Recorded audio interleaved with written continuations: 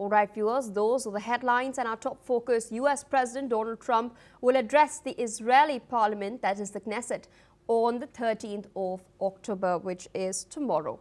The White House has confirmed this, and this announcement comes as dozens of aid trucks carrying food, fuel and medical supplies are heading into Gaza through Egypt's Rafah crossing. Meanwhile, Jordan's King Abdullah will attend the Gaza Peace Summit that is slated to take place tomorrow in Egypt, which will be co-chaired by Donald Trump and Egyptian President Abdel Fattah el-Sisi. This will be held in Sharm El-Sheikh with participation from more than 20 world leaders. With us on the broadcast is Mr. Yossi Cooper-Vasser, Israeli intelligence and security expert, joining us from Tel Aviv. Thank you so much for taking our time and speaking to us on NewsX World. A high-stakes summit, in fact, is slated to take place tomorrow in Egypt. Apart from that, we're also getting to know that Donald Trump will be addressing the Knesset tomorrow as well. What are your expectations from this summit? We do know that UN Secretary General Antonio Guterres and several European leaders will also be present.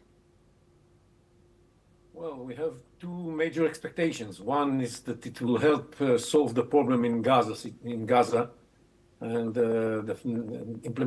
help implement the Trump plan, which calls for the disarmament of Hamas and transferring the control of Gaza into the hands of Palestinian technocrats and an international stabilization force that will help these technocrats function and replace the Hamas terrorists. That's the one thing. And the other, that's more for the wider meeting of the leaders in Egypt tomorrow, is to bring about the conditions that would enable us to normalize our relations with the rest of the Middle Eastern countries that have not yet joined the Abraham Accord. And if this is going to be possible, then this is wonderful. We are, of course, very enthusiastic about hosting President Trump for his contribution to achieving this deal, and moving forward along his plan is exactly what Israel wants. And we highly appreciate his contribution to making it happen. In fact, we've also seen senior Trump administration officials, including U.S. Special Envoy Steve Witkoff and senior advisor Jared Kushner in Tel Aviv yesterday. I wanted to understand from you, what was the reception like on the ground, and what exactly have they stated to reaffirm U.S.'s support for Israel? Well, Witkoff and Jared Kushner went to what you call the Hostages Square. And they were received with a lot of respect and enthusiasm, I would say, and thankfulness on behalf of the people there, because everybody in Israel is waiting for the hostages to be released tomorrow, and this was done in accordance with the deal that was brokered by the Americans and mainly by Witkoff and Jared Kushner, and so everybody is very appreciative of what they've done. There was one incident in this, because they chose to go to the Hostages Square, and the Hostages Square is populated mainly by people who are coming from the opposition, who took advantage of the suffering of the hostages in order to promote their political agenda. And when he thanked, Witkoff thanked Prime Minister Netanyahu for his contribution to reaching the deal that allows for the release of the hostages, those opposition supporters were very much against Netanyahu, booed him. So yeah, I think he didn't realize that he's entering something that is inside politics in Israel. All right, so I request you to stay on with us. We're tracking some other very crucial developments. We're now learning that displaced Palestinians are heading back north through Wadi Gaza 2 days after the ceasefire has come into effect. Families can be seen packing their belongings and making the long journey home, many to neighborhoods that have been reduced to rubble. Let's in fact listen in to what a displaced Gazan has had to say. يعني أنا راجع وأنا متأكد إنه فيش حياة معدومة حتكون هناك نهائيا. يعني لا حيكون في مية ولا حيكون في حياة، قال لي هنا شوية شوية بدي تيجي المية، هناك حيكون فيش حياة، تكون معدومة نهائيا. إحنا حنبدأ نأسس من أول وجديد، وطبعا فيش دور. إنه نحكي في دور فيش دور، يعني إيش بدنا نسوي؟ مش عارفين إيش بدنا نعمل. Still with us on the broadcast is Mr. Yossi Cooper-Basser. We've been seeing a lot of mixed reactions coming in from Gaza. Some people are elated that they get to go back home, while some are worried about the fact that their homes are no more, and medical treatment is also scarce at the moment. Despite all of this, there is cautious optimism on the ground. Humanitarian aid corridor has once again been reopened. The Rafah crossing will allow a lot of aid trucks to finally get in there, but reconstruction is a long-term process. And many tout that it will take about a decade or so to do this. What are Israel's concerns as far as post-war reconstruction in Gaza is concerned, and Hamas's, remaining mum on the fact that Trump's plan demands disarmament and an international board of peace?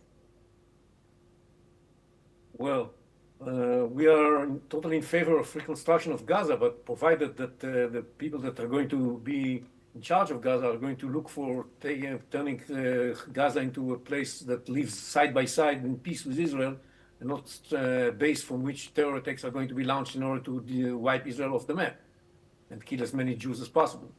That's a precondition for reconstruction, and that's why Hamas has to disarm and relinquish power in Gaza before there's going to be any reconstruction. What is happening now is that we allow the humanitarian aid coming in to make sure that there's enough medical supplies and food and whatever is necessary for day-to-day life. But reconstruction cannot start before there's a fundamental change in the way Gaza is governed, because you spoke about the mixed reactions. While on the one side you have people saying that they want Hamas to do some soul searching and the Palestinians to do some soul searching and realize that 7th of October was a terrible mistake that should not be repeated. While we have these people, we also have a lot of people chanting, let's kill the Jews. And I don't know who is the majority. So we have to change Gaza fundamentally. And as the Trump plan states in its first article, there's got to be a de-radicalization of Gaza before there's going to be reconstruction. Now, all the tools for reconstruction are there, but I don't see yet the tools for de-radicalization of Gaza. And de-radicalization and reconstruction are going to be long-term processes. It's going to take a long time before they are actually materialized. So we have to curb our enthusiasm about how fast this can happen. I think there's a tension between this understanding and the spirit with which this meeting in Egypt is going to be characterized, because everybody speaks about as if the construction is going to happen within 2 days. Mm-hmm. No, and so is the case with the radicalization. It's going to take time. We have to be patient. All right, sir. With that, I would like to thank you for taking our time, sharing your perspective, your expectations on tomorrow's summit with us as well. Shifting focus away from the Middle East towards Europe, Ukrainian President Volodymyr Zelensky has urged US President Donald Trump to broker peace in Ukraine, just as he's done so in the Middle East. He's made this appeal during a phone call and has emphasized that if Trump could stop one war, others could be stopped as well. Zelensky has in fact informed President Trump about Russia's attacks on Ukraine's energy infrastructure, and he's also appreciated his willingness to support Ukraine. Zelensky has added that opportunities were discussed to bolster Ukraine's air defenses, as well as concrete agreements that they are working on to ensure this. Earlier, remember, Russia had launched a major airstrike on the 10th of October that targeted the Ukrainian power grid, causing blackouts across much of the country. Power was restored on the 11th, that is yesterday, to more than 800,000 residents in Kiev. With us on the broadcast is Gilbert Doctorow, International Relations and Russian Affairs expert, joining us from Brussels in Belgium. Thank you so much for taking out time and speaking to us on NewsX World. We've seen several strikes having taken place. They've wounded 20 people in Kiev, and a child was also killed in Ukraine. As I mentioned earlier, power, meanwhile, has been restored to 800,000 people and the energy grid was targeted. Although the Trump administration's focus in recent weeks has been on Gaza, especially with this landmark peace deal and further negotiations that are slated to take place down the line, do you think that once Gaza is more or less wrapped up, the Trump administration will then focus on tackling the Russia-Ukraine conflict? I wouldn't say that the Trump administration has lost interest or is not active in the Ukraine-Russia war.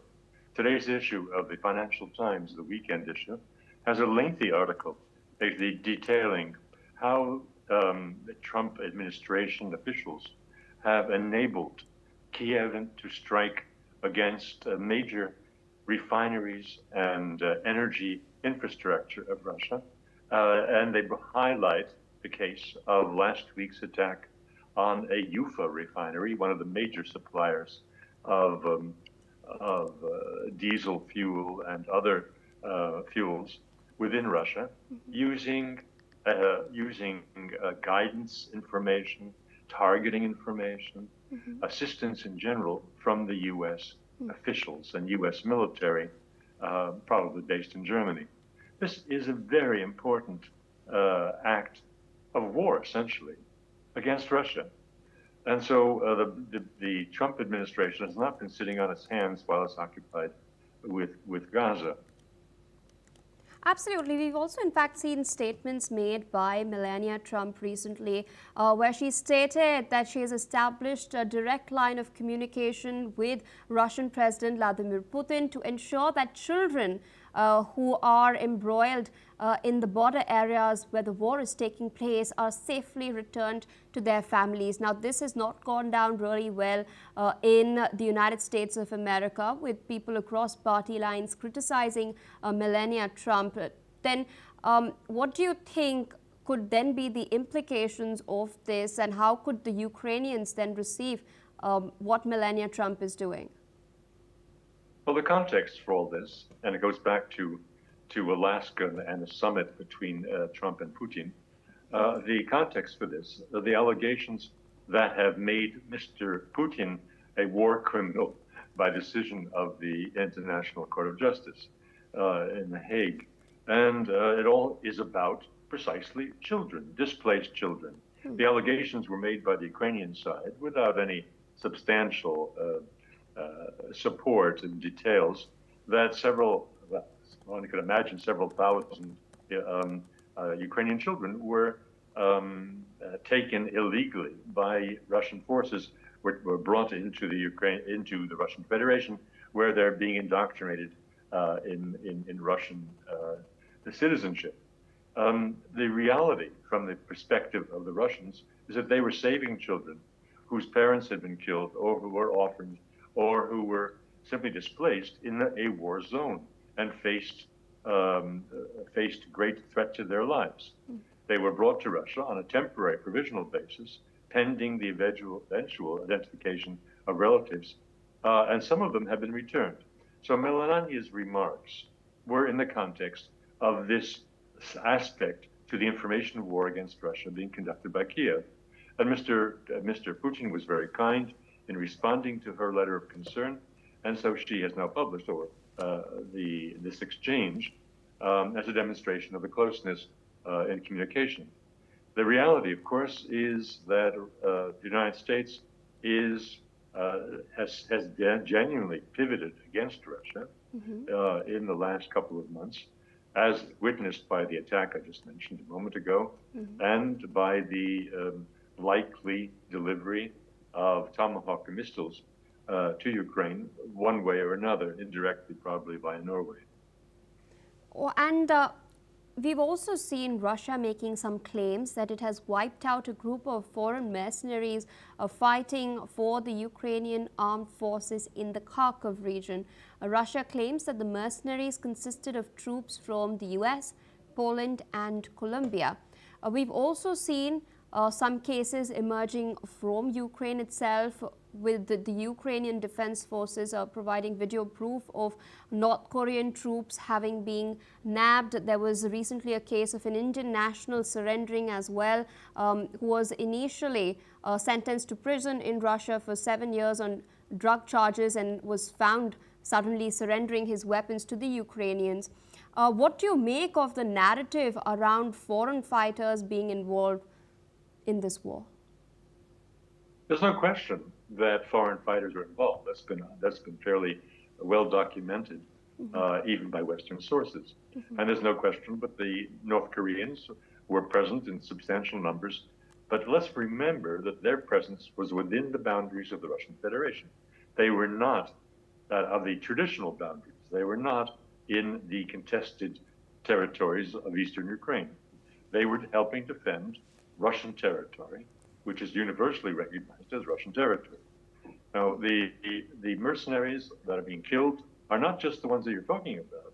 They are also, well, it's incorrect to call them mercenaries, though in fact they're not identified as being foreign soldiers in foreign armies because they don't wear the uniforms. The Americans are being killed. The French are being killed.